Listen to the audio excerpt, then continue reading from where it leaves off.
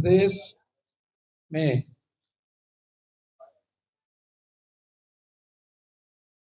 Deputy CM Vijay Sinha ji ने 3 बात कही। फाइल मांगते मांगते थक जाता हूं, कोई देता नहीं। लिखते लिखते थक जाता हूं, फाइल गायब हो जाता है।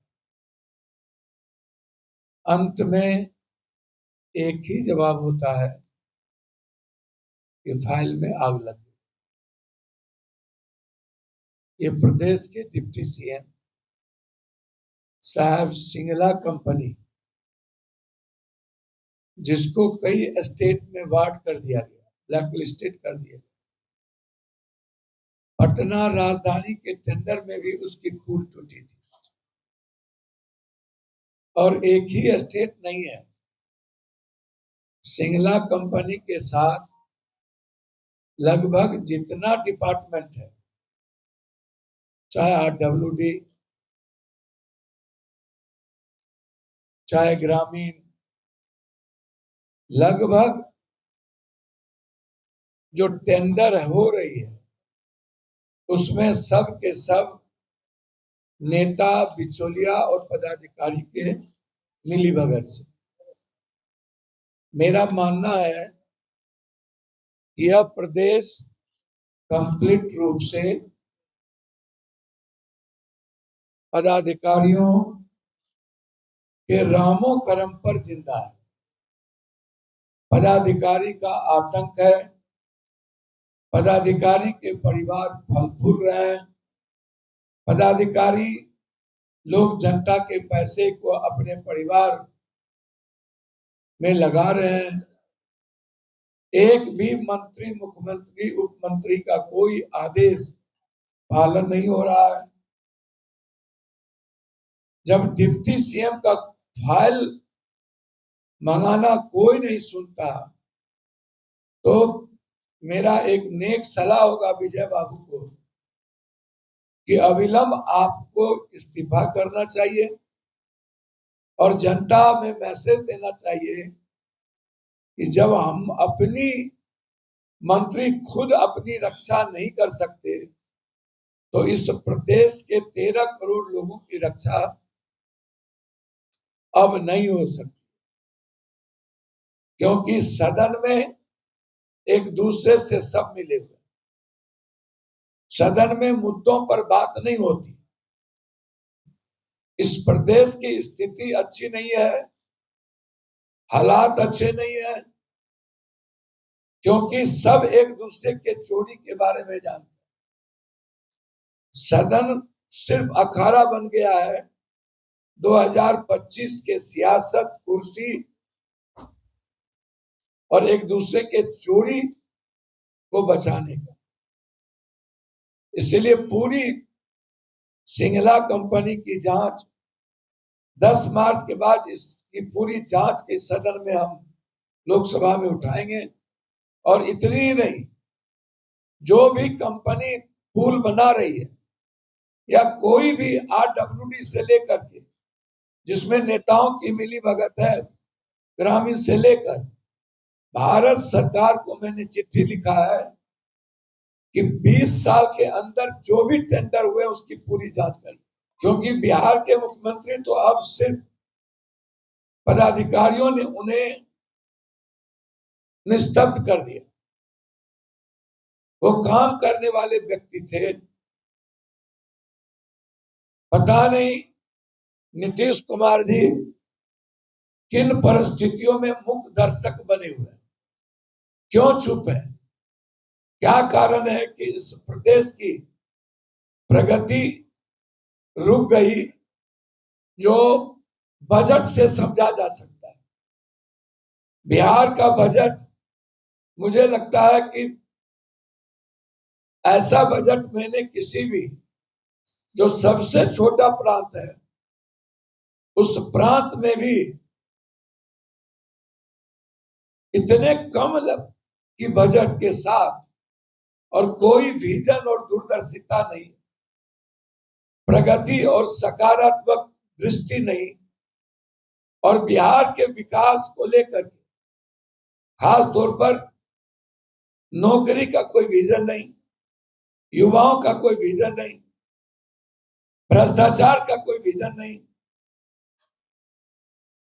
और माफिया राज का कोई विजन नहीं। इसीलिए मैं आदरणीय विजय जी से आग्रह करूंगा कि आप सभी मंत्री उस लायक नहीं बचे हैं। लगभग मंत्री वसूली कर रहे हैं, लोगों से पैसा वसूल रहे हैं, लगभग, चाहे वो पीएचडी, चाहे वो आरयू, सभी टेंडर में पैसा वसूल के मंत्रियों को पदाधिकारी के द्वारा भेजा जाता है। हेडक्वार्टर में जितने पदाधिकारी हैं, चीफ इंजीनियर और डिप्टी सेक्रेटरी रैंक के, सब वसूली में लगे हुए हैं, और मंत्री से लेकर के मुख्यमंत्री को छोड़ सभी लोगों की तिजोरी और शीर्षक जो भी पदाधिकारी है, सब लोग की वसूली हो रही है। लगभग सभी लोगों की वसूली, लगभग आप समझ लीजिए कि इस प्रदेश की हालात बहुत बुरी, और अब विकास नहीं होना, सबका चुनावी मूड है, और अब सब चुनाव के लिए प्रदेश को लूटने में लगे हैं, और प्रदेश की जिम्मेदारी और दायित्व से मुकर गए। दूसरी बात, याद होगा एक लड़का, ये गाड़ी से पहले पानी पहले हमको आप बोला गया कि 1 दिसंबर को ही छोड़ना है वीडियो। हम 1 दिसंबर को वीडियो छोड़े थे, और जो कॉल वीडियो जो चल रहा था, जो ट्रेनिंग दिए गए थे, उसी हिसाब से समय क्या था? कितने देर ट्रेनिंग चली थी तुम्हारी? कितने देर ट्रेनिंग चली थी? किसको दिया था ट्रेनिंग? जो एक आधा घंटा वहाँ नीरज सिंह जी थे, और बता के चले गए। वीडियो जो बन रहा था, अकेले ना सुनिएगा, कब से लिख दिया? समय वही 12-1 बजे के 12-1 बजा दोपहर। माननीय सांसद महोदय को फंसाने की रणनीति बताई गई थी। हाँ, क्या क्या सिखाया गया था, एक बार फिर से बता दो एक लाइन में। जैसे मैं बोला कि आपको आरजेडी नेता ने वहाँ हरिकांत सिंह ने जो है उन्होंने ले गया था, और हमको बोले कि एक काम करो, नीरज सिंह जी जो है एमएलसी वो आए, तो पहले बोले पर्चे पक्का करवाए कि यही लड़का है, वो दूसरा, और बोले कि नीरज सिंह जी एक काम करो, तुम्हारा भविष्य भी बन जाएगा, और एक काम करो कि रोलेक्स बिस्टोरी का लहर चल रहा है, उसी के नाम से पूर्णिया के सांसद पप्पू यादव को धमकी दे रहा है। हमने भी बोला था कि सर नहीं देंगे, वो बड़े आदमी आप फंस देंगे। उन्होंने आश्वासन दिया था कि नहीं, कुछ नहीं होगा लोगों को। तो वो लोग जैसे ट्रेनिंग दिया गया, उनके द्वारा सिखाया गया कि रोलेक्स बिस्टोरी के ही नाम से देना है, तो चल अपन में सुनिए भैया, मैं भगवान की सौगंध कहता हूँ कि आज के पहले मैं इनको कुछ नहीं जानता। आज सुबह ये मेरे जब 5 बजे आए, मुझे जिस मंदिर मस्जिद में कसम खिला दी, और मैं ये सब चीज भूल चुका था, मुझे कोई लेना देना नहीं। लेकिन मैं ये पहले भी कहा था कि मेरी जिंदगी को खत्म करने वाले विषय को डाइवर्ट करने की कोशिश लगातार बिहार में कुछ लोग कर रहे हैं, और इसी साजिश का ये मोरे का ये हिस्सा। आप इनके 2 बार ये जेडी ऑफिस गए, एक बार जब छोड़ा गया उसके 1 महीने बाद, और एक बार बाद में, और दूसरा इनका मोबाइल और इनका सिम निकाल दीजिए, जो सीज है। किनसे चिक्कू से कितने बार बात हुई, चिक्कू कैसे लेके वो जांच कर लीजिए। मैं इसीलिए कह रहा था कि जो मारने की साजिश लगातार चल रही थी, उसको कितने हल्के तरीके से एक व्यक्ति को बदनाम करने का जो कोशिश हुआ, उसे ये सामने प्रकट है। आखिर मैं नीरज जी से पूछना चाहूंगा कि नीरज जी जिंदगी में कभी राजनीति में इस तरह की पकड़े की भावना से कार्रवाई नहीं होती। आप बहुत बड़े लोग हैं, मैं बहुत छोटा लोग हूं। मेरी हैसियत और औकात आपके सामने कुछ नहीं। आप नीतीश कुमार जी के सहारे आप बड़े लोग हैं और नीतीश कुमार जी को बदनाम मत करिए। नीतीश कुमार जी से मेरा हमेशा व्यक्तिगत रिश्ता अच्छा रहा है। सचिवालय थाना चले जाओ और सचिवालय थाना आप गए, सचिवालय आए थे, सचिवालय वो बोले थे पटना आ गए सचिवालय, उसके बाद वो बोले कि जेडीयू कार्यालय चले जाओ। सचिवालय में बोला गया जेडीयू कार्यालय फिर चले जाओ, दोबारा गया वहां फिर कौन मिला? नीरज जी आप आप बताइए क्या हुआ, बोलिए। देखिए कुछ दिन पहले मैंने दिसंबर में आदरणीय सांसद महोदय जी को धमकी तो नहीं दिया था, लेकिन हम अपने समाज के बीच जो हुआ और पूरे देश के सामने में रखना चाहता हूँ कि जो घटना हुआ सांसद महोदय के किसी के नेताओं का हाथ नहीं था, बल्कि ये प्रशासन और जेडीयू और आरजेडी का हाथ था। और 1 दिसंबर को जो घटना जिसमें हुआ उसको मैं बता रहा हूँ कि पहले हमको पटना बुलाया गया आरजेडी नेता के द्वारा, और फिर चीकू सिंह जो है आरजेडी के नेता है, उन्होंने हमको जेडीयू दफ्तर ले गए और वहां के प्रवक्ता है जेडीयू के नीरज सिंह जी, उनसे मिलवाए। तो नीरज सिंह जी ने हमसे मिलके बोला कि ये काम करना है, तुम्हारा भविष्य भी बदल जाएगा। तो मेरे में भी गलती है, मैंने कुछ गलती किया कि मैंने सिखावला में मैंने गलती कर दिया, लेकिन वो लोग हमको 2 लाख रुपया और भविष्य में नेता बनाने का बात नीरज सिंह जी ने खुद कहा था अपने मुंह से। वहाँ सीसीटीवी फुटेज है इनके जाने का आने का। मैं वहाँ 2-3 बार गया हूँ और वहाँ के जो एमएलसी है जेडीयू के नीरज सिंह जी से जब वीडियो बनाने गए थे, बुलाए थे तब, और जेल से आने के बाद फिर हम नीरज सिंह जी से मिले थे। तो मैं दूसरा जो बार मिले तो वो कहे कि तुम एक काम करो, चुनाव की तैयारी करो, तुम चुनाव लड़ो। हमने कहा ठीक है सर, कहाँ से? तो बोले राघोपुर से। तो मैं इसलिए बोल रहा हूँ कि मेरा उम्र क्या हो रहा है, आप लोग बताइए। मैं गरीब परिवार से आता हूँ, मैं यादव परिवार से आता हूँ और मेरा उम्र भी नहीं है और मेरी जान की भी खतरा है। तो मैं ये भी कहना चाहता हूँ कि मैं अपने नेता जो हमारे समाज में क्या हुआ, एसपी लंग गया ले गए? एसपी जैसा हमको 1 तारीख को रात में 10 बजे भरतपुर थाना ने पकड़ा, 2 तारीख को पुनिया एसपी जो थाना है वहां को ले गए।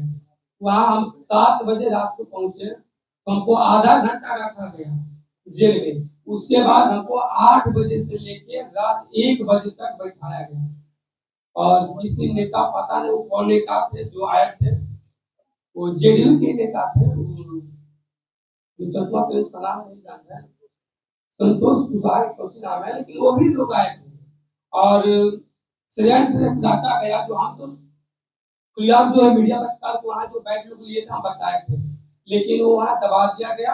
आप जानते नहीं ना वो कौन थे, तो फिर उसका नाम क्यों लगा? नेता को आए? हाँ, नेता को आए।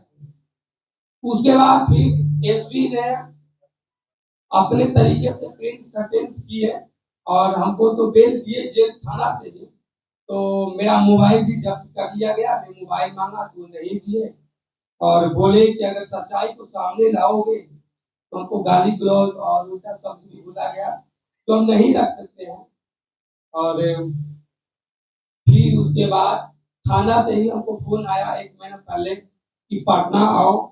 मैं पटना आया तो फिर हम कहा कि सर कहाँ आऊँ, पटना तो हमें पहुंच चुका सचिवालय। तो बोले जेडीयू दफ्तर चल जाओ। तो मैं गया, एक चुनाव का जो मसला है तो नीरज सिंह जी खुद कहे तुम चुनाव लड़ो। इसलिए हम बोले कि मेरा उम्र क्या हो रहा है, हमको फंसाया जा रहा है और मेरी जान का भी खतरा है। तो मैं भी सरकार से भी कहूँगा और सांसद जी से भी मैं कहा कि सांसद जी से भी माफी मांगा कि मैंने गलती किया, माफ कीजिए। और अपने समर्थकों से चाहे जो मेरा ही जाति के लोग जो हमको दबाव देते थे, गाली गलौज होता था, इसलिए मैं महसूस कर रहा था अपने आप को। तो नहीं, राम बाबू आरा इनको लेकर के हमारे मित्र जो बहुत अच्छे हैं, नीरज जी एक ईमानदार एसपी पर प्रेशर देके पूर्णिया में उन्होंने जो प्रेस कॉन्फ्रेंस किया था, इनको नीरज जी जदयू ऑफिस में बुलाए, सीसीटीवी फुटेज है उस तारीख के पहले की, जदयू ऑफिस में बुलाकर इन्हें ट्रेनिंग दी गई और वही सिक्योरिटी हॉल में मेरे खिलाफ एक वीडियो इनसे बनवाई गई जदयू ऑफिस में, और वहीं से हमको धमकी दिलवाई। कहा यह गया कि पप्पू यादव के धमकी को डाइवर्ट करने के लिए तुमको ये काम करना है। नीरज जी नहीं 2 लाख रुपया बेचा और उन्होंने इन्हें चुनाव लड़वाने की बात की। कोई एक राजद के नेता है, क्या नाम है, हरिकांत सिंह और चिक्कू सिंह, हेलो चिक्कू सिंह, चिक्कू सिंह भैया तबाह कर दिया। आप आश्चर्य होगा आपको, चिक्कू सिंह जी इनको लेके आए नीरज जी के पास। नीरज जी ने कहा ये हाय पूरा और लगातार लॉरियंस जो धमकी दे रहा है उसको डाइवर्ट करने के लिए, ताकि डाइवर्ट हो और खुद पप्पू यादव पर साजिश लगे और मेरी जान की हत्या को कमजोर करने के लिए नीरज जी ने किसी से बातचीत करके, मुझे समझ में नहीं आता क्या इतने बड़े पार्टी और गंभीर नेता जो नीतीश जी है उनके प्रवक्ता इस तरह होंगे। इनको यहां के बाद धमकी दिलवा करके छोड़ दिया गया। उसके बाद एसपी पूर्णिया को फोन करके इनका मोबाइल नंबर दिया गया, इनसे बातचीत किया। वहां के पदाधिकारी यहाँ आए, गाड़ी से लेके गए, आधा घंटा इनको मात्र लॉकअप में रखा गया और इनको कहा गया कि मैं जो जो प्लान करता हूं वो आप बोलिए। पप्पू यादव जी के अमुक आदमी का नाम लीजिए कि पटना में हमें मिले थे, नहीं तो जेल में बंद कर देंगे। गाली गलौज की गई। एसपी साहब पर पटना से प्रेशर दिया गया कि आप वहां पर ये प्रेस कॉन्फ्रेंस करें। आज जब हम आए तब ये आए कि मेरे जान को खतरा है, फिर मुझे परेशान किया जा रहा है।